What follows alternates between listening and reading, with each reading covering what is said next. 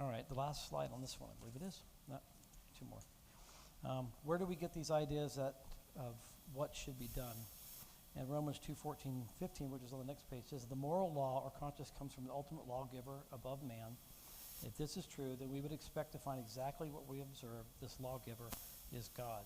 So for most people, and I'll read this in a second, for most people, when you want to support, does God exist, the moral law is the easiest one to go into because you know morality.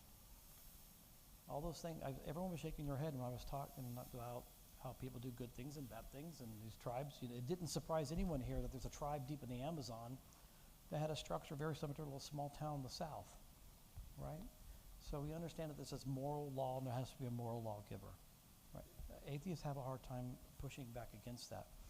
One of the things they say, and I mentioned it in my sermon on Sunday, an atheist say, I don't believe in God, and I don't believe God exists, but are you saying I'm not a moral person?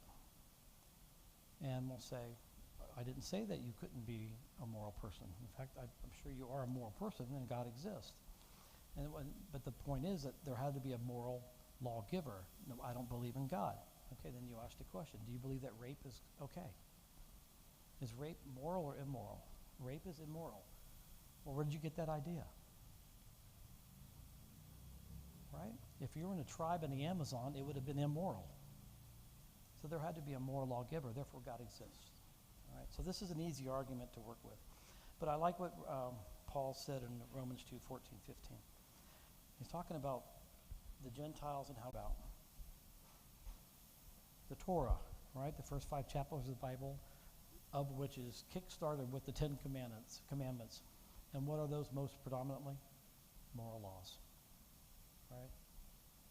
It's funny about, I shouldn't say this on camera.